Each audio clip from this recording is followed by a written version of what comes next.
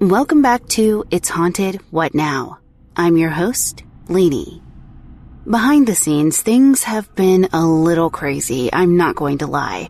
But I am so excited to announce that we have officially hired a production assistant to help me keep my life together and to help keep our shows regular. If you don't know, I also host 2 true crime podcasts, one called Crimes of Passion, a Spotify original from Parcast, and True Crime Fan Club. So trying to keep everything together and making sure these episodes get released on time has not always been my forte, and for that I apologize. But I have been working diligently behind the scenes to get my team up to date, and we are ready to move forward. So, many things can be considered paranormal, other than those involving spirits. The true meaning of paranormal is any event that can't be scientifically proven or occurs beyond the scope of scientific understanding. From sounds of footsteps in long abandoned woods to seemingly benign childhood restaurant terrors, these stories fall beyond the scope of normal understanding and traditional hauntings. Okay, ready to get spooked?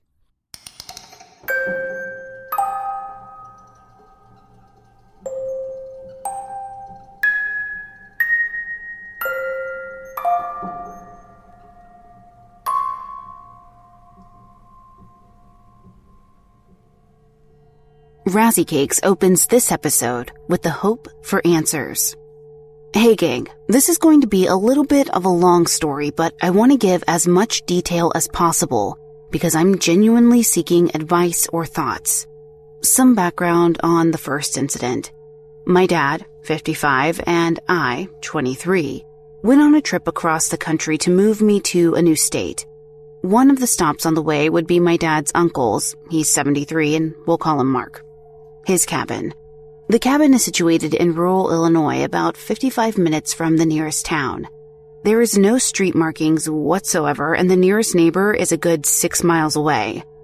Mark is a farmer by trade, so his cabin is surrounded by at least 200 acres of farmland, right in the middle of the Shawnee National Forest.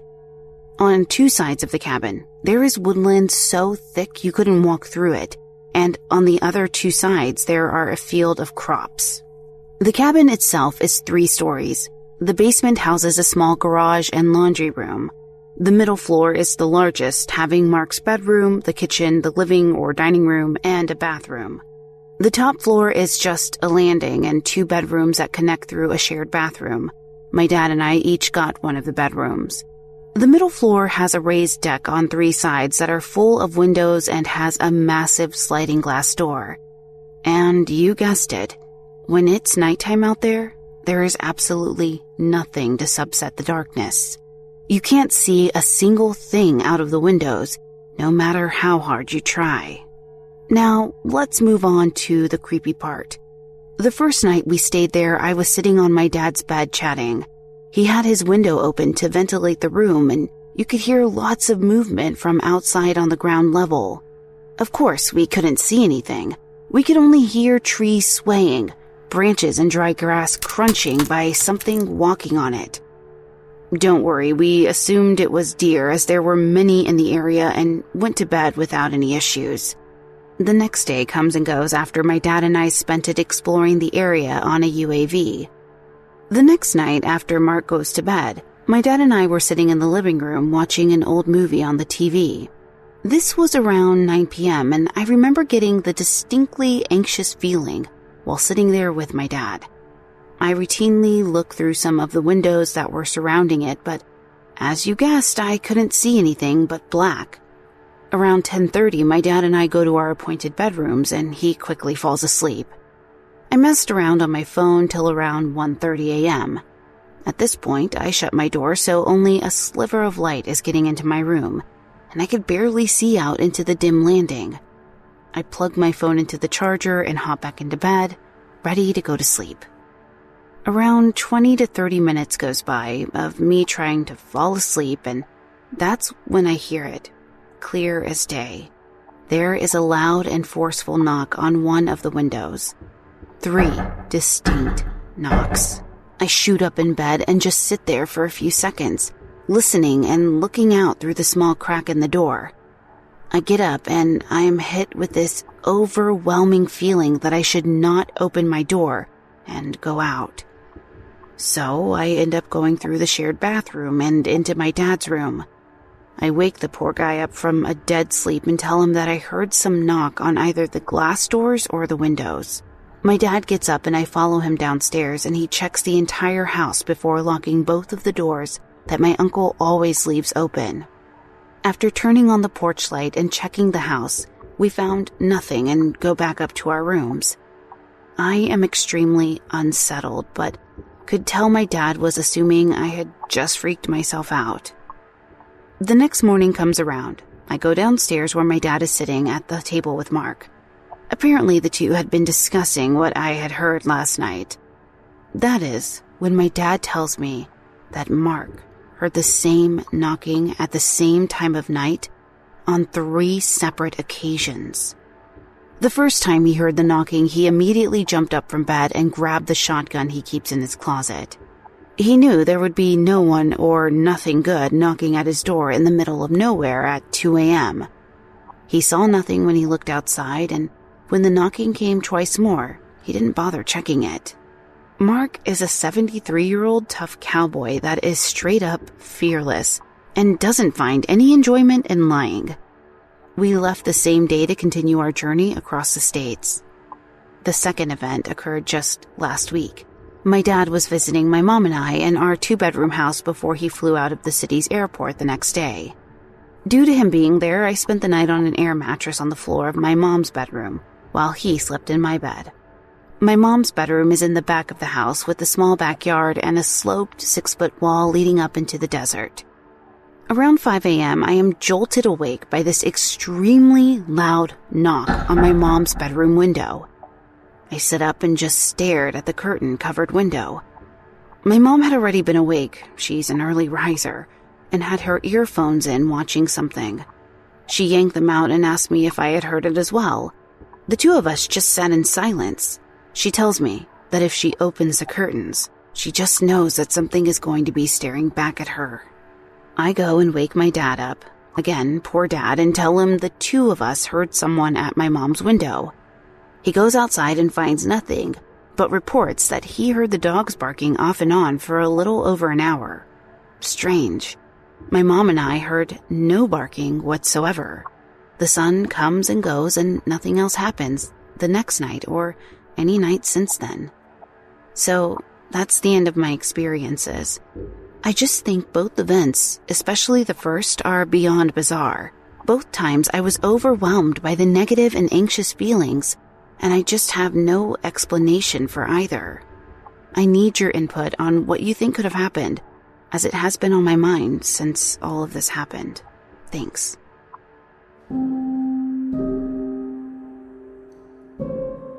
I hate to leave you with an I don't know, but it's not easy to give a concrete answer for paranormal experiences. All we can do is speculate and wonder at what happened to you. First, I hope you find comfort in knowing you were able to corroborate your experience with multiple family members. Too many people are plagued with the thought that they imagined their experience or they're crazy because they were alone. Second, the negative and anxious emotions were probably your own intuition, aware of this outside threat. I'm glad you were able to calmly listen to your gut and stay safe. Ultimately, we can't say for sure what you experienced, but I hope you can come to terms with your encounter. Our next story comes from Anonymous, who lived in a home that made a believer out of them.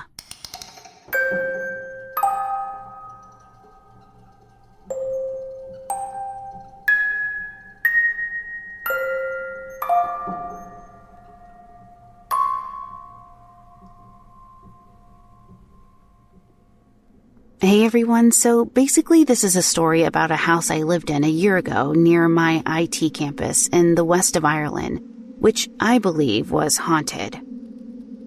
To begin, before living there, I was always pretty skeptical of haunted houses, and for good reason. As a teenager, we would often visit haunted houses in our locality, which never really proved to be so, at least while we were present there. A few days after moving into our new college house for our final year, my friends and I went out to do some shopping and get food. Upon arriving back, we noticed someone had left the oven on, and we each denied it, but we knew someone had to have left it on. Looking back, this was probably the first unexplained incident, as, thinking about it, nobody had even put food in the oven. Over the following few weeks, we started to notice odd things happening, such as creaks, groans, and movements from the side of our eyes. At this point, 2 of the housemates were convinced of a haunting. However, myself and another were still not convinced.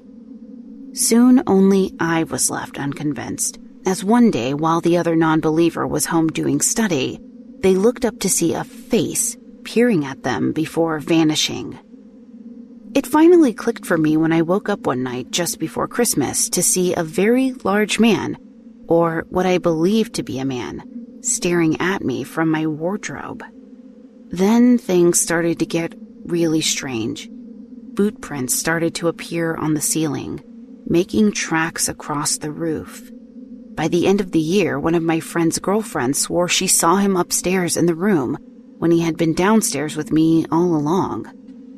Our shower, for which there are 3 switches needed to turn it on, would turn on in the middle of the night. One room off the kitchen would send shivers down our spines any time we went in there.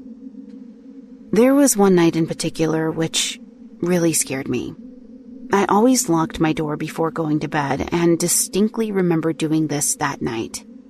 When I awoke in the night, I could see the large man again, this time at the end of my bed. I shut my eyes, telling myself it was a dream, and went back to sleep. The next morning, my door was wide open. So were all the doors in my wardrobe, and the guys had told me it sounded like I was dragging my school bag from one end of the room to the other all night. So many things happened in that house, but this story has gone on long enough. I decided to send this in after telling a Galway person about living in the estate.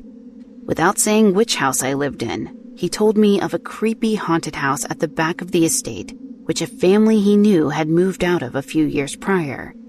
And when I told him which number it was and how I knew, he almost fell off his chair. Anyways, I hope you found this interesting.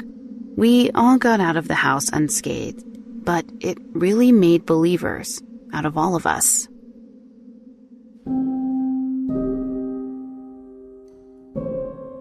After reading so many paranormal stories, I've begun to wonder if spirits are as petty as the living are.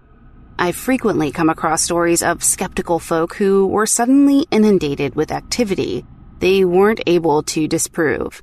Are some ghosts looking for skeptics to make into believers out of straight pettiness? If that's the case, sign me up for that job in the afterlife. Breezie tells us a chilling tale about our childhood nightmares come true.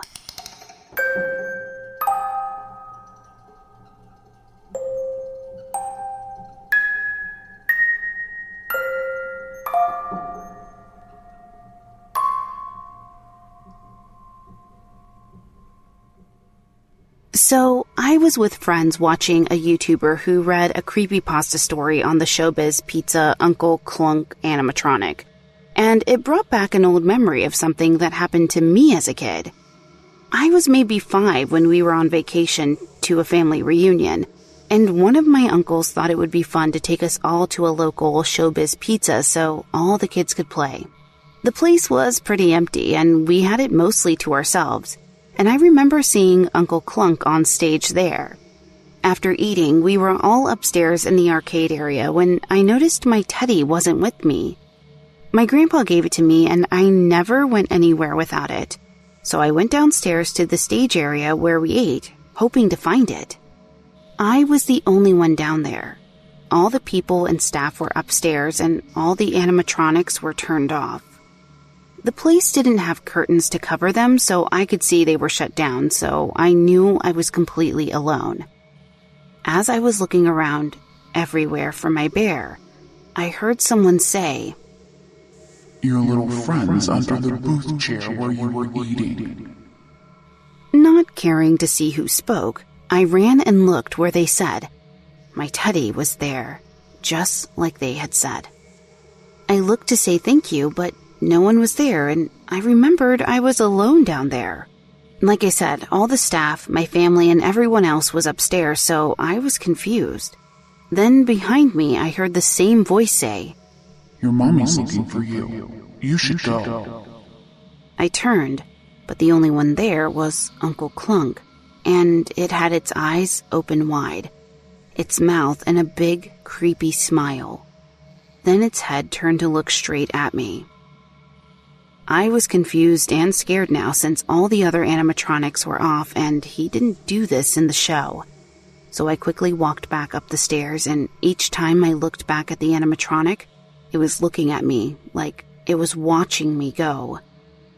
As I made it to the top, I ran to find my mom and could hear it laughing.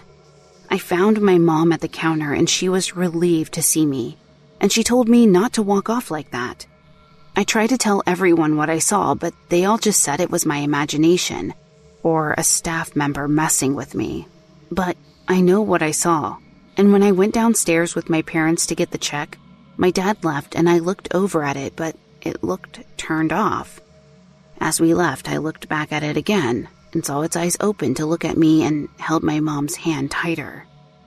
When I told my friends the story, they thought it was cool, like Five Nights at Freddy's in real life, but that was no game.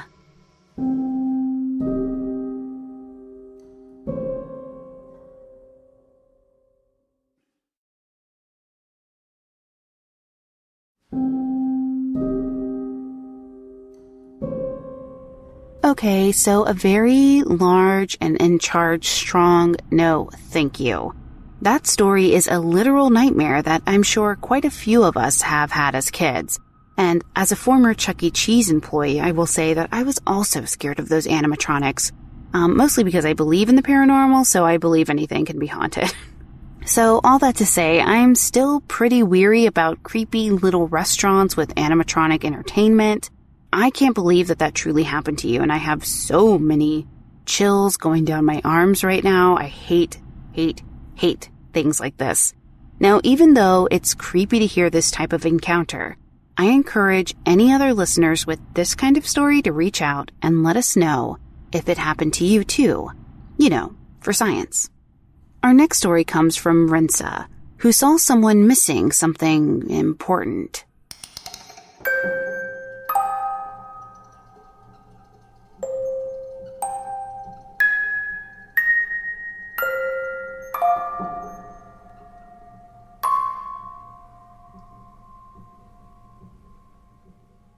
A few years ago, my dad and I were driving home from somewhere. We were on our road, and to our right there was a clearing in the trees exposing a nice view, as this point is at a fairly high elevation. I stopped here to admire sunsets now and again. Anyway, at this clearing, right down next to the road is a house and another road that comes up out of the forest to meet the main road. As we were driving, there was a car waiting for us to pass so they could pull out. I looked to see if the driver saw us and wouldn't pull out in front of us, etc., but I couldn't tell what I was looking at. What I saw instead of a face was just kind of a blur, like if someone who had painted a face just wiped it around with their hand afterwards. Or it was as if their face was blocked from my brain or something. Anyway, it didn't compute. I was in the middle of telling myself that I must be imagining things or something, when my dad said, "What?" I said, "You saw that too?" And he said, "Yeah, what was that?" I'm sure there's a logical explanation, but I'm also sure I'll never know.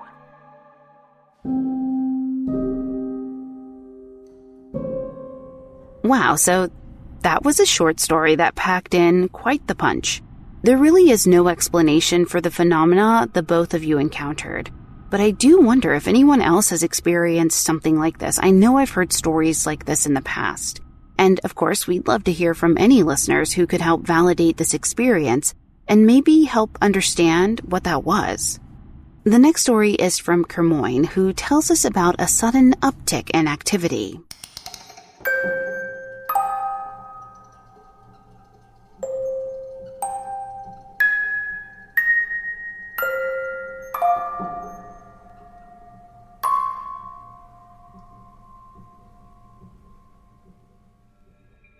22 and an out-of-state college student. I'm gonna get right to the point because, to be honest, I'm kind of freaked out. On Thanksgiving break, I was visiting my parents' house, and while I was the only one awake, I walked to the kitchen to get myself some water. I was Snapchatting my boyfriend while walking down the hall, about to send a funny picture when I caught something out of the corner of my eye. I saw a shadow of a man about 5 feet tall just 6 feet away from me as I passed the living room. I shined my light on it, but there was nothing there. About a week later, now this was recounted to me by my dad at Christmas, whom I had not told about the Thanksgiving encounter. My sister, her friend, and my mom had to run to the store, and my dad stayed home. He was watching TV in the living room when he saw a 5-foot-tall figure wearing a hoodie walk from the hallway to the kitchen. He told me it was so realistic he took it from my sister, who is the same height and also wears hoodies, and said to it, "I thought you went with them to the store." He walked into the kitchen and nothing was there. No one was in any bedrooms or the bathrooms either. I asked him if it walked like her, heavy-footed, and he said no, it more glided along its path. Fast forward to now, a little over a month later, and my roommate and I are snowed in our house. My mom calls me, and when I greet her, she says my dad is there too. They're quick to spit out asking if I'm okay, what I'm doing. I tell them, yeah, of course, I haven't left the house and we just finished a movie. They tell me that while they and my dog were in the kitchen, a wooden plaque my sister made for me with my name on it and a sticker from my university fell into the center of my bedroom.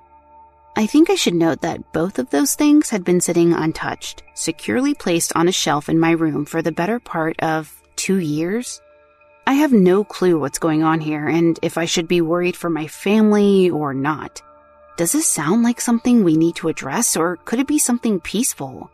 I've had encounters like hearing my deceased grandmother and guardian angel, Christmas bells playing a few years ago when they most certainly weren't, but never seen anything or have had things move before this past November. We've lived in the house for almost 20 years. Actually, my parents called me the next day and said the smoke detector went off in my room. The battery wasn't bad and there wasn't any smoke.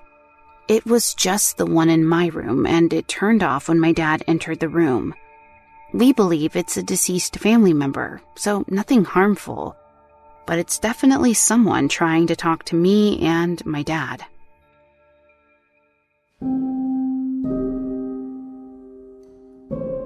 I don't have a concrete answer for you, but after you said the activity was a deceased family member, it got me thinking you were right. It makes sense that this was only happening when you were visiting your family home after leaving for university. I'm curious if the activity began happening when you were starting university for the first time. Maybe this family member misses you when you're gone and wants you to know it. Something for you to think about. Poison Ivy brings us our next startling yet heartwarming story.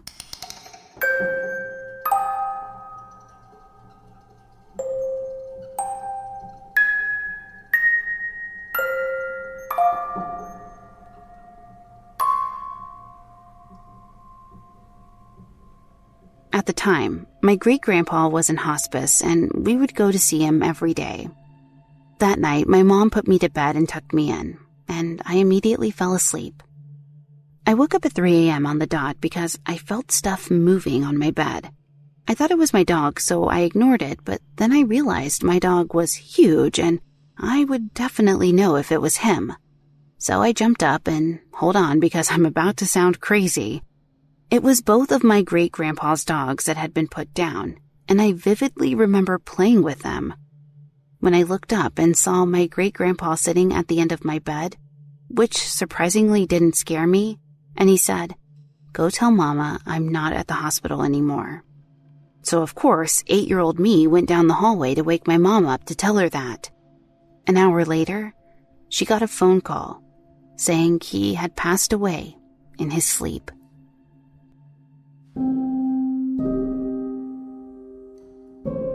It's definitely really sad when someone we care for passes away, but sometimes when they visit, like your great-grandpa did, it helps make the experience easier to bear.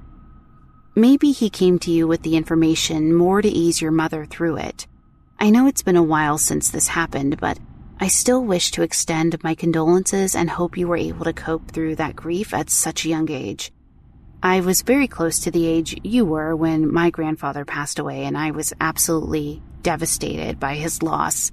One of the paranormal encounters I experienced when I was young happened in the morning when I was supposed to be going to school, but I was so overcome with grief that I really didn't want to get up and face the day ahead. Then I heard my grandpa's walker making these very distinct clicking sounds, and it was a sound he made whenever he was getting up in the morning and walking around the apartment. And since I was asleep, I felt this rush of excitement because I was like, oh my gosh, it was a dream. He is here. And then I heard him call my name, and I bolted up out of bed and he wasn't there. But I remember feeling this peace come over me when that happened. And although my grief wasn't alleviated, I felt like some connection to him, so that made me feel a whole lot better. And I hope that that's what you feel knowing that your grandpa chose you to share that message. Illantower wraps up this episode with a story about something mysterious in the woods. This can't be good.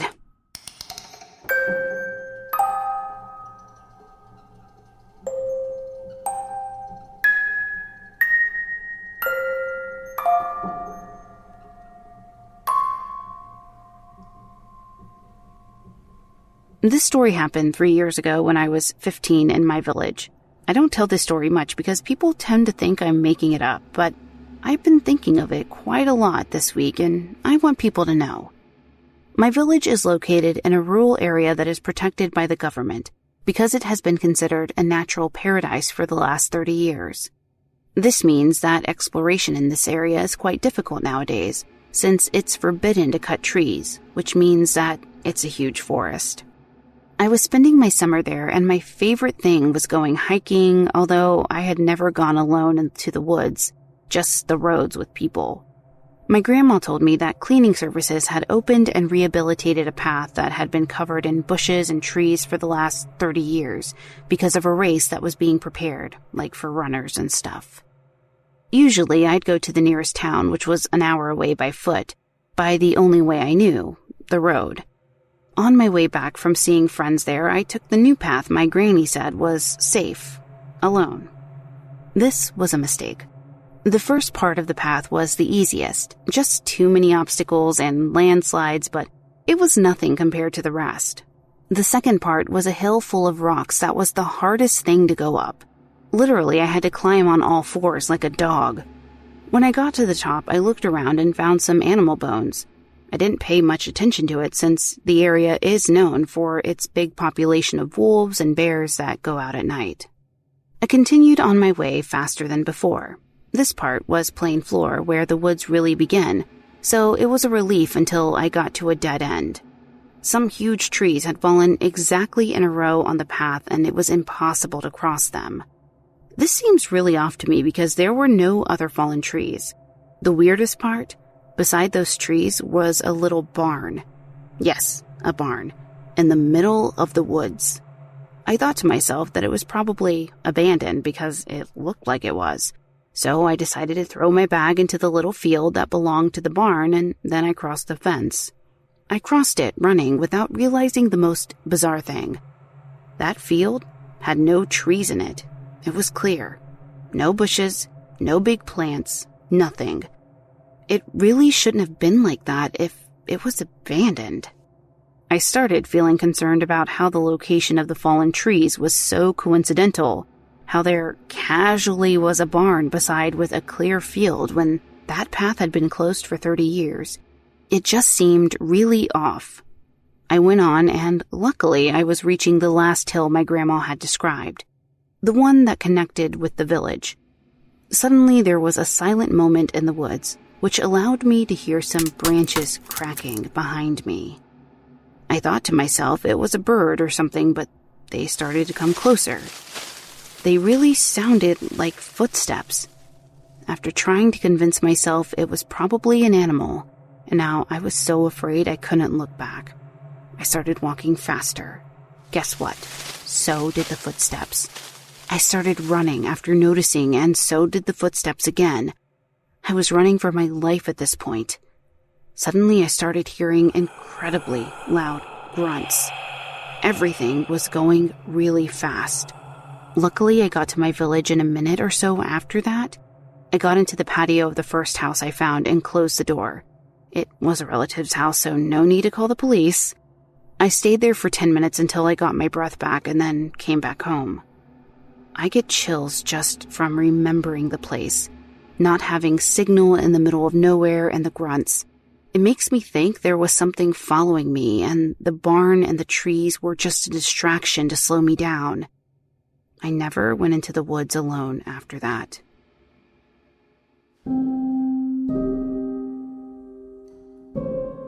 I shudder to think about what could have been following you.